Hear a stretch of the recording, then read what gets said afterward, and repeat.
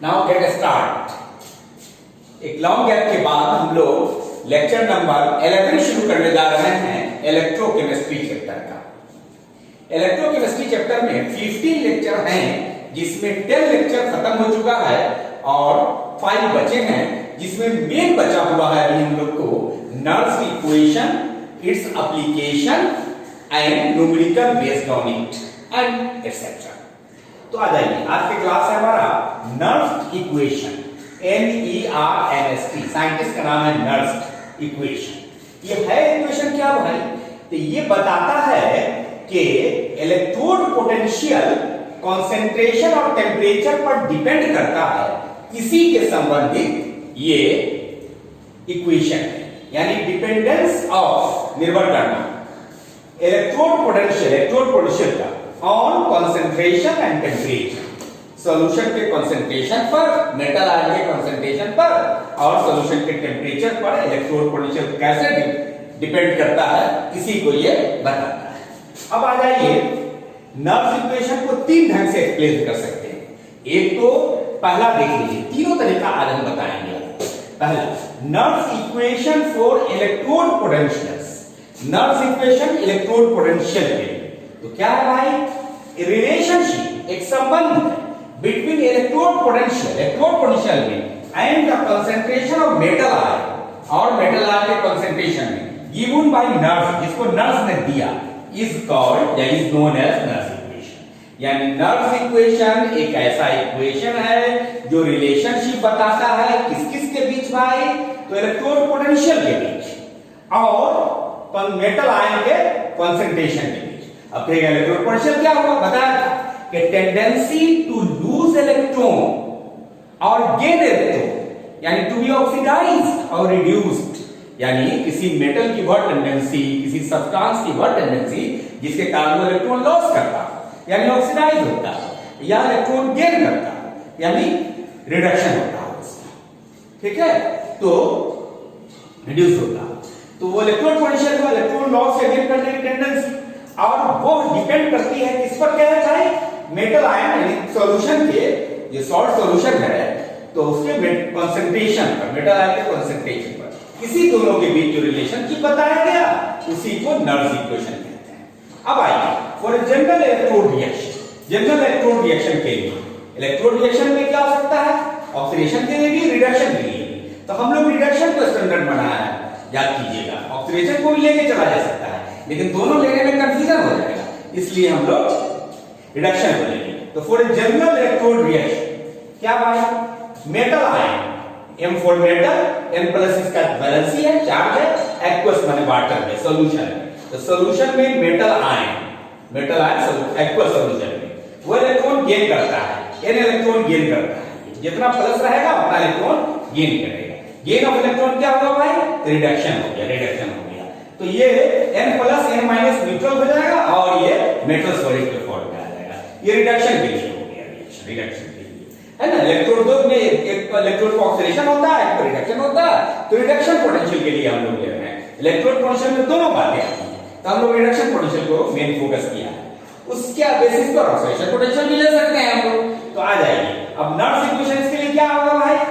E electrode potential, metal ion में metal डूबा हुआ, ये इलेक्ट्रोड हो गई, मेटल आयन इन मेटल, है ना, में मेटल डूबा हुआ, है ना, यानी गेन ऑफ इलेक्ट्रॉन, इसी को ये this oblique this reduction potential. तो इलेक्ट्रोड पोटेंशियल हो गया, ये standard electrode potential. Standard electrode potential का मतलब है आपको रूम टेम्परेचर पर 298 डिग्री 298 केल्विन टेम्परेचर, यानी 25 डिग्री सेल्सियस टेम्परेचर, और 1 मोलर कंसंट्रेशन जो होगा तो सॉल्यूशन का स्टैंडर्ड कंडीशन का है। तो ये हुआ electrode potential is equal to standard electrode potential minus RT by NF ln natural of M metal solid by metal ion aqueous. ये हो गया आपको नर्स इक्वेशन। कैसे हुआ ये भी अगले क्लास में बताएंगे।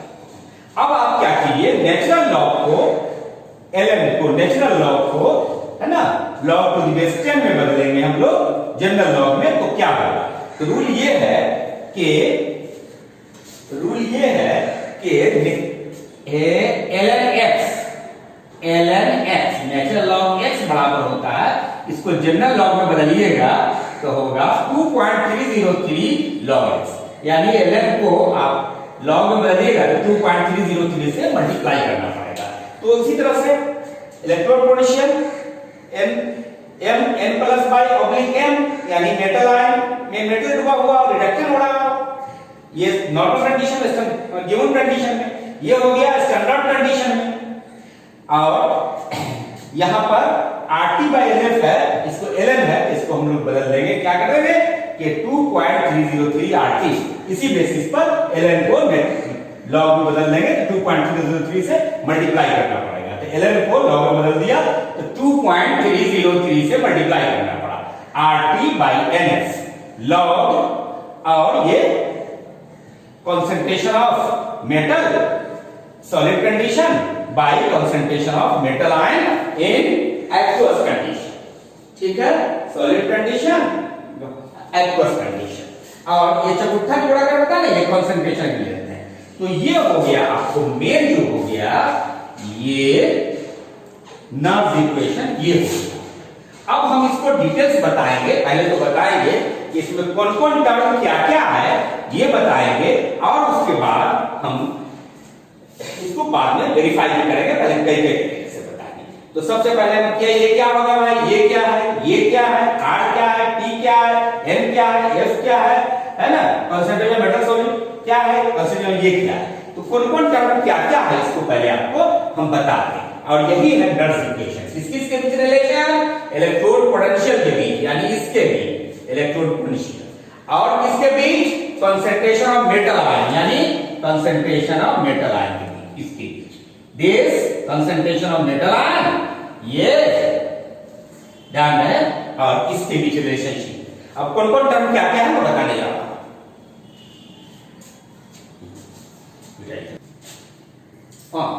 नाउ कम टू बैक, हम लोगों ने लास्ट टाइम देखा था नर्व्स इक्वेशन, जिसमें हम लोगों ने देखा था इलेक्ट्रोड पोटेंशियल और सॉल्यूशन के मेटल आयन के कंसंट्रेशन के बीच रिलेशनशिप।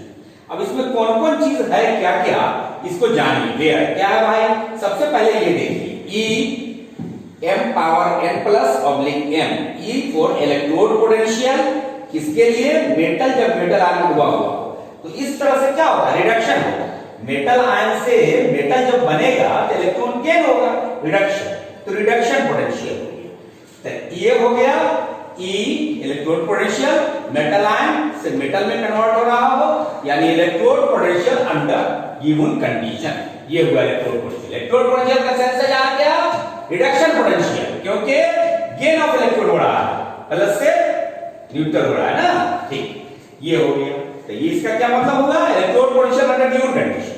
ये क्या हुआ, इस पर नॉट लगा हुआ है, तो इसका मतलब हो गया स्टैंडर्ड कंडीशन, या electrode potential under standard condition. Standard condition का मतलब होता है कि सॉल्यूशन का कंसंट्रेशन 1 मोल, मोलर सॉल्यूशन 1 मोल, और टेंपरेचर रूम टेंपरेचर का मतलब 25 डिग्री सेल्सियस, यानी 298 केल्विन टेंपरेचर, ये हो गया। उसके बाद देखिए R for universal gas constant, इसका वैल्यू है 8.314 जूल पर केल्विन पर मोल। T for room temperature in kelvin, जो टेंपरेचर है 298 केल्विन या 25 degree Celsius. N is number of electron gain, क्योंकि यहां रिडक्शन हो रहा है, यहां पर रिडक्शन हो रहा है, तो देखा है, तो इसलिए रिडक्शन हो रहा है, तो इसलिए इलेक्ट्रॉन्स गेन की बात होती है, ठीक, ऑक्सीडेशन होता है तो इलेक्ट्रॉन लॉस की बात होती है। इलेक्ट्रोड पोटेंशियल का मतलब है रिडक्शन पोटेंशियल, इसी को लिया है हम लोग देखे हैं पिछले क्लास में। और F हो गया फैराडे कांस्टेंट, फैराडे कांस्टेंट चैंपियर अर्थात 500 है नहीं पर केल्विन पर मोल, C फॉर केल्विन पर मोल, sorry coulomb per mole, coulomb the unit of charge पर, C फॉर कूलम पर। और चौथा ब्रैकेट का मतलब होता है कंसंट्रेशन ऑफ मेटल आयन, यानी molar concentration of solid metal नहीं, मोलर कंसंट्रेशन सॉलिड मेटल, तो सॉलिड मेटल के मोलर कंसंट्रेशन को 1 माना जाता है, 1 यूनिट माना जाता है, 1 मान लेंगे इसको। और molar concentration of ions in solution, ये हो गया ये, तो ये क्या हुआ भाई, ये हुआ electrode potential under given condition, electrode potential under standard condition, R for gas constant, E for temperature 298 Kelvin, N for number of electron gained for reduction, F for Faraday 4500 coulomb per mole, और M ये हो गया है ना metal solid state का concentration यानी 1, ये metal ion aqueous solution का कंसंट्रेशन। और इस तरह से आपने देखा कि ये सब कुछ क्या है। अब क्या है कि इस पर सब का वैल्यू बैठा लेंगे। R का वैल्यू बैठा दिया इसमें, फिर T का वैल्यू बैठा देंगे। R का वैल्यू कितना भाई 8.314 जूल पर केल्विन पर मोल। T का वैल्यू कितना भाई तो 298 केल्विन। N का वैल्यू N रहने देंगे क्योंकि N का वैल्यू तो पता नहीं है हमको। F का फ्रेडे कांस्टेंट 4500 और M का वैल्यू 1 ये रहने देंगे। तो इस तरह से जो जो टर्म है उसका वैल्यू बैठाने पर हम लोग पाते हैं क्या पाते हैं भाई। तो देखिए इसको दोबारा लिखने की जरूरत नहीं है, ये वाला तो ये आपने लिख लिया। और अब आ जाइए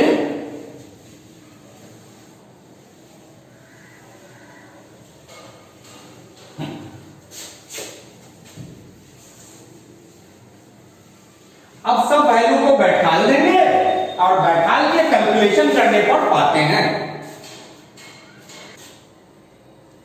अब हम लोग जो नर्स इक्वेशन देखा था उसमें सबका वैल्यू बैठा लेते हैं, है ना।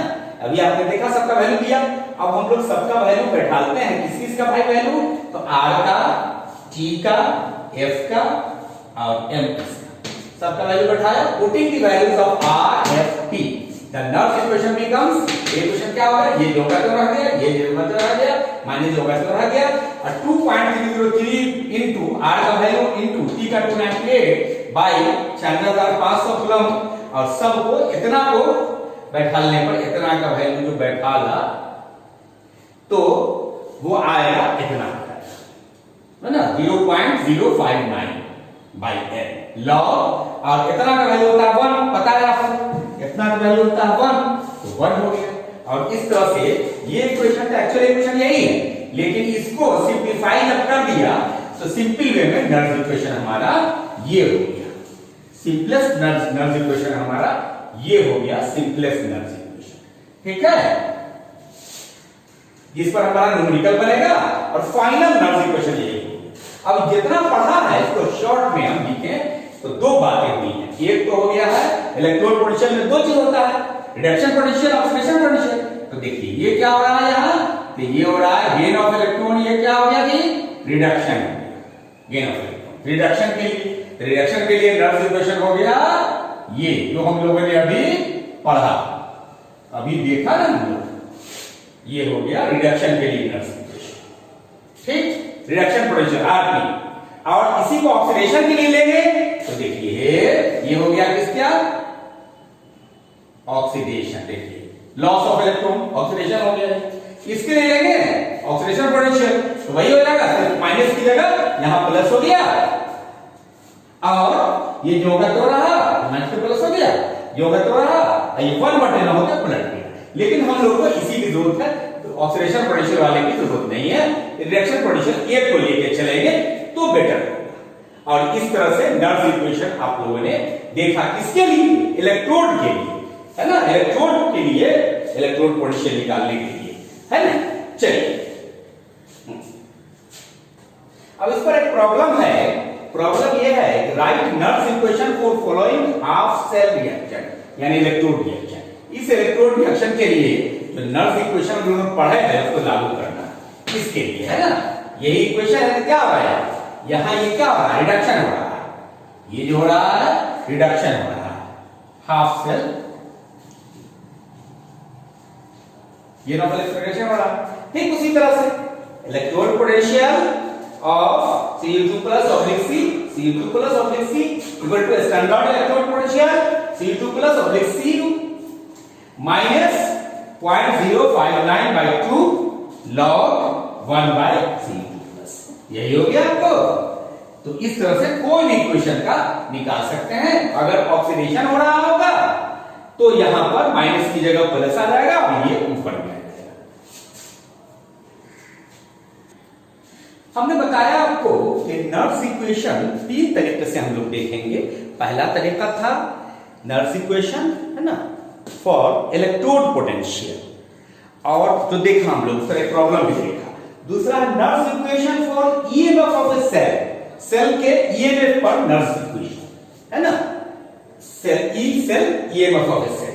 ये भी दो कंडीशन है। पहला कंडीशन के value of n for both for two ions are same, दो आयन का वैल्यू ऑफ n सेम, यानी लेफ्ट साइड और राइट साइड दोनों साइड में जो भी मेटल पर आयन है उसका वैल्यू सेम हो। जितना आयन इधर है मेटल पर, यानी मेटल पर जो चार्जेस हैं, नंबर ऑफ चार्जेस जितना इधर है लेफ्ट है उतना राइट हो, यानी n का वैल्यू सेम हो। तो यहां नर्व्स इक्वेशन जो होगा इलेक्ट्रोड पोटेंशियल वाला, इलेक्ट्रोड पोटेंशियल में तो सिंगल हो गया, और यहां ईएमएफ के लिए जो हो गया वो दो इलेक्ट्रोड मिलने से सेल बनता है, तो दोनों सेल के लिए लिया, दोनों इलेक्ट्रोड के लिए लिया, है ना, जो कंप्लीट सेल का हुआ, तो वो उसका फाइनल वैल्यू ये होता है। ये तो देखा ही था आपने, है ना, EMF of cell, standard EMF of cell 0.059/n, log product जो राइट साइड है वो बाय रिएक्टेंट का कंसंट्रेशन, प्रोडक्ट का कंसंट्रेशन जो राइट साइड है बाय रिएक्टेंट का कंसंट्रेशन लेफ्ट साइड। ये हो गया, समझ गए। अब इसको अगर आप करते हैं माइनस को प्लस कर देते हैं तो नीचे वाला ऊपर चला जाता है, ऊपर वाला नीचे चला जाता है, यानी रिएक्टेंट L जो है वो नीचे, वो ऊपर चला जाएगा, अब प्रोडक्ट जो R और राइट साइड जो है वो ऊपर से नीचे आएगा। तो इस तरह से ये वैल्यू भी हो गया, तो कोई एक ही याद रखेंगे। तो कब होगा कि when value of n for two ions are same, दो आयन के m का वैल्यू सेम, इसी से माइनस से प्लस हो गया, और ये डिनोमिनेटर डिनोमिनेटर हो गया, न्यूमरेटर डिनोमिनेटर हो गया, इस तरह से। तो इस तरह हो गया Nernst equation for EMF cell कब, जब for value of n for two ions are same. और अब देखेंगे यही चीज Nernst equation for EMF of a cell कब, when value of a for any value of n का वैल्यू कुछ भी हो, सेम हो, डिफरेंट हो, यूनिवर्सल, सब के लिए चीज।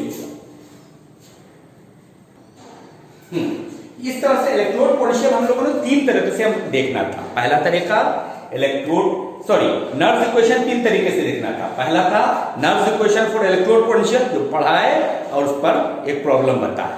दूसरा Nernst equation for EMF of cell कब, for same value of n। और थर्ड क्या है, Nernst equation for EMF of cell for any value of n। ये बड़ा इंपॉर्टेंट है। जैसे जनरल सेल रिएक्शन ले लीजिए, AA plus BB plus CC plus DT, यहां A, B, C और D ये मेटल है या मेटल आयन है, ठीक है। और small a, small b, small c, small d जो है वो कोएफिशिएंट है, यानी उनके number of molecules, number of moles.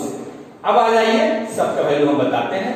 अब इस इक्वेशन के लिए नर्व्स इक्वेशन क्या होगा भाई, E cell EMF of cell equal to standard EMF of cell, सब में एक ही तरह की बात है, minus 0.059/n log concentration of C power C, concentration of D, छोटा ब्रैकेट का मतलब concentration, square bracket means concentration, square bracket D power D by square bracket A यानी concentration A power A into concentration यानी square bracket यानी concentration of B subtract B power B। ये हो गया मेरा क्वेश्चन। अब यहां पर इतनी बात जो है, इतना को हम क्यों लिख सकते हैं, है ना, तो ये जो का जो आ गया सब कुछ, इतना की जगह लॉग इतना जो है इतना के लॉग क्यू क्या है भाई, कंसंट्रेशन कोएफिशिएंट है ना, कोएफिशिएंट, यानी इतना को हम लोगों ने क्यू मान लिया, बार बार इतना लिखने में दिक्कत है तो क्यू मान लिया, तो क्यू हो गया ये कंसंट्रेशन कोएफिशिएंट है। और इस तरह से इस इक्वेशन के लिए नर्व्स इक्वेशन आपको ये हो। अब इस इक्वेशन को तीन तो नर्व्स इक्वेशन याद रखेंगे। पहला था nerves equation for electrode potential, दूसरा हुआ nerves equation for sale potential कब, जब n का वैल्यू सेम हो, और तीसरा nerves equation for sale potential यानी ईएमएफ ऑफ सेल कब, जब n का वैल्यू कुछ भी। ये तीन फाइनल वैल्यू हुआ। अब इसको इस्तेमाल करने में कौन-कौन बातें याद रखनी है, जाननी है, तो 5 पॉइंट है ना, 4-5 पॉइंट है जिसको जानना है। इस इक्वेशन को इस्तेमाल करने में, इवन न्यूमेरिकल बनाने में भी इसका इस्तेमाल करेंगे हम लोग।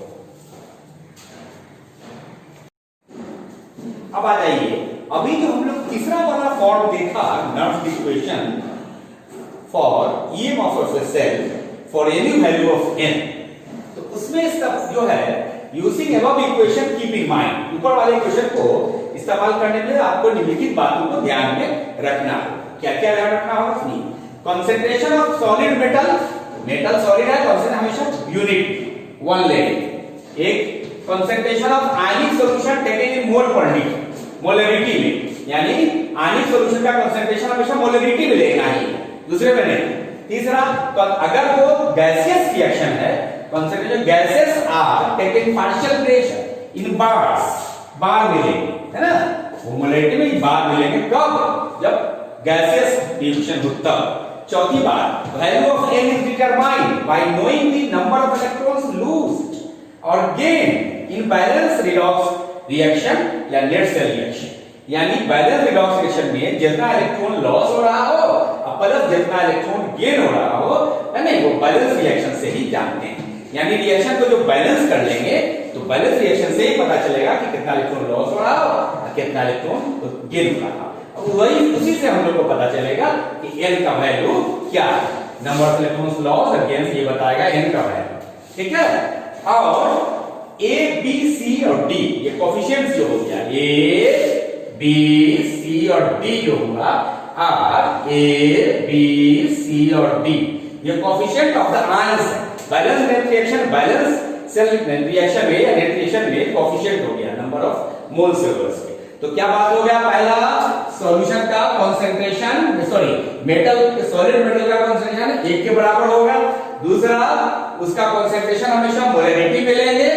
तीसरी बात, n का वैल्यू जानेंगे, है ना। चौथी बात कि गैस क्या होगा तो पार्शियल प्रेशर बार में उसका इस्तेमाल करेंगे, यूनिट लेंगे, और n का वैल्यू पता चलेगा नंबर ऑफ इलेक्ट्रॉन्स लॉस या गेन से, कहां? इन बैलेंस रिडॉक्स रिएक्शन, और एबीसीडी का कोएफिशिएंट है रिएक्शन। अब आ जाइए, नर्व्स इक्वेशन जब देख लिया तो उस पर एक प्रॉब्लम है, बहुत इंपॉर्टेंट प्रॉब्लम है ना, BBI प्रॉब्लम है, right Nernst equation for a Daniell cell. उसमें हम लोगों ने देखा था नर्व्स इक्वेशन किसी इलेक्ट्रोड का निकालना, हाफ सेल का निकालने का प्रॉब्लम था, और इसमें है नर्व्स इक्वेशन डैनियल सेल का, है ना। डैनियल सेल वही हुआ तो इलेक्ट्रोकेमिकल सेल, गैल्वेनिक सेल, चलिए उसी का खास फॉर्म है डैनियल सेल। भाई डैनियल सेल क्या है भाई? Zn/Zn2+ aqueous solid rich, Cu2+ aqueous/C, यानी जिंक को जिंक आयन के सॉल्यूशन में डूबा हुआ है और कॉपर आयन के सॉल्यूशन में डूबा हुआ है, दोनों सॉल्यूशन जो है वो कनेक्टेड है सॉल्ट रिच। ये हो गया Daniell cell, this is the Daniell cell. अब इसके लिए निकालना है हमको सेल पोटेंशियल, तो आ जाएगा सबसे पहले सेल रिएक्शन, ये तो हुआ सेल रिप्रेजेंटेशन, है ना, लोन बताया था, है ना, loan. Left oxidation, anode negative, यानी लेफ्ट वाला ऑक्सीडेशन होता है, लॉस ऑफ इलेक्ट्रॉन, ऑक्सीडेशन होता है यहां से यहां जाने में, और निगेटिव भी है और एनोड है, राइट, ठीक उसका उल्टा। आइए, इलेक्ट्रॉन रिएक्शन हो गया, Zn जो है Zn आयन में टूटता है कैसे भाई? 2 इलेक्ट्रॉन लॉस करता है, कहां? एनोड पर। क्या हुआ? ऑक्सीडेशन हुआ, लोन के हिसाब से, लोन फार्मूला बताया था। और यहां पर Cu2+ जो है वो गेन करता है 2 इलेक्ट्रॉन को, तो कॉपर सॉलिड कहां? कैथोड पर। तो इस तरह से आप देखिए दोनों को नेट सेल रिएक्शन निकालिएगा तो ये और ये कैंसिल हो जाएगा, तो क्या बच गया? Zn यानी मेटल सॉलिड है प्लस Cu2+ कैसा? एक्वस है, iron, Zn2+ aqueous plus Cu solid. ये हो गया, ये नेट सेल रिएक्शन हो गया, एनोड का रिएक्शन हो गया हाफ सेल का, कैथोड का हो गया हाफ सेल का, और ये नेट सेल रिएक्शन हो गया। अब नेट सेल रिएक्शन हो गया, इसका इलेक्ट्रॉन पोटेंशियल निकाल लीजिए, इसका ये निकाल लीजिए, EMF निकाल लीजिए, EMF cell E naught cell, याद कीजिए फॉर्मूला था 0.0592, यहां नंबर ऑफ इलेक्ट्रॉन दोनों साइड में है ना, बोथ द आयंस का क्या है? 2 है। बताया था आपको दो तरह का नर्व्स इक्वेशन, एक when the value of n are same, अब value of n for any value of n, तो n value of n are same है, यहाँ 2 है, यहाँ 2 है, n का वैल्यू 2 होगी। चलिए n की जगह पर आप यहाँ 2 बैठा दिया log, और ये पता है आपको क्या, right side concentration of this into concentration of this by concentration of this into concentration of this, है ना, 98 to 98 का। अब आपको पता है कि यहाँ जो है ये मेटल का सॉलिड है, इसका कंसंट्रेशन क्या होता है, याद कीजिए सॉलिड मेटल का 1, ये जिंक मेटल है, इसका भी कंसंट्रेशन 1 होगा। तो यहाँ पर ज्योमेट्री ले लीजिए, cell potential EM of cell equal to standard cell potential minus 0.059/2 log, ये इतना का वैल्यू 1 हो गया, 1 से मल्टीप्लाई करेंगे तो वही आ जाएगा, फिर इसका वैल्यू 1 है, 1 से मल्टीप्लाई करने में वही होगा, दोनों का वैल्यू दे दिया 1 है। आपको पता ही है कि मेटल का सॉलिड स्टेट में कंसंट्रेशन यूनिटी होता है। और यहाँ ये E नॉट सेल जो हो गया, ये स्टैंडर्ड E नॉट सेल, ये होता है E naught cathode minus E not anode, यानी E not right side minus E not left side. तो इस तरह से यही हो गया, आपको निकाल लिया, तो यही हुआ नर्स इक्वेशन फॉर डैनियल-सेल। इसी तरह कोई भी सेल आपको दिया है, खाली आपको पता होना चाहिए, कोई भी सेल डैनियल सेल है तो उससे सेल रिएक्शन निकाल के n का वैल्यू निकाला और पुट कर दिया। कोई भी सेल रिएक्शन रहेगा तो बैलेंस करके अलग अलग n का वैल्यू निकाल लेंगे और इसको पुट करके हम लोग इसको निकाल सकते हैं। अब आ जाइए, आपको होमवर्क हम देते हैं, है ना, इस पर बेस्ड नर्स इक्वेशन पर बेस्ड होमवर्क। अब आइए problem based on Nernst equation पर बेस्ड प्रॉब्लम्स। तो इस तरह से आ रही है reflection. Problem based on Nernst equation पर प्रॉब्लम, 3 प्रॉब्लम कलेक्ट किया है जो बार बार आता है एग्जाम में। तो एक क्वेश्चन, एक तो डैनियल इक्वेशन के लिए तो बता दिया आपको प्रॉब्लम, और एक ये बता देते हैं कि 2 प्रॉब्लम क्लास वर्क हो जाएगा और 2 हो जाएगा आपका होमवर्क। तो आइए, right Nernst equation for the following sales: aluminium solid oblique aluminium 3+ aqueous solution, salt rich nickel 2+ aqueous solution में ऑब्लिक निकेल सॉलिड। तो यहां पर अल्युमिनियम जो है, aluminium solid metal aluminium solution में डूबा हुआ है, अल्युमिनियम सल्फेट के या कोई भी अल्युमिनियम सॉल्ट के, और यहाँ निकेल मेटल जो है सॉलिड वो निकेल सॉल्ट में डूबा हुआ है, निकेल आयंस के सॉल्ट सॉल्यूशन हो गई। अब आइए सेल रिएक्शन देखिए। अल्युमिनियम यहां पर क्या हो रहा है, लॉस ऑफ इलेक्ट्रॉन, ऑक्सीडेशन हो रहा है, यहां से यहां ऑक्सीडेशन हो रहा है, ऑक्सीडेशन हो रहा है इधर से इधर, तो ऑक्सीडेशन हो रहा है। तो अल्युमिनियम जो है, अल्युमिनियम 3+ में 3 इलेक्ट्रॉन्स का लॉस करता है, लॉस ऑफ इलेक्ट्रॉन, ऑक्सीडेशन हो गया। और यहां पर क्या हो रहा है भाई, इससे बनने में रिडक्शन हो रहा है ना। तो यहां 2 इलेक्ट्रॉन गेन करता है निकेल 2+, तो निकेल बनाता है। अब हमको इलेक्ट्रॉन को बराबर करना है क्योंकि इक्वेशन को बैलेंस करना है। तो यहाँ 3 इलेक्ट्रॉन्स हैं और यहाँ 2 इलेक्ट्रॉन्स हैं, तो 3 से इसको मल्टीप्लाई कर देंगे तो 2 3 6 इलेक्ट्रॉन हो जाएगा, और 3 से इसको कर देंगे तो 3 2 6 हो जाएगा, इस तरह से।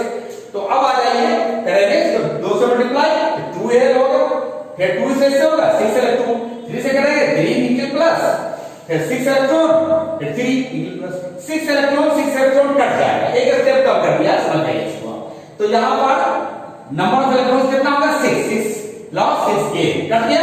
अब आ जाइए फाइनल लिख दिया, नेट रिएक्शन लिख दिया, नेट रिएक्शन या बैलेंस रिएक्शन जो कहिए, नेट सेल रिएक्शन है, नेट सेल रिएक्शन।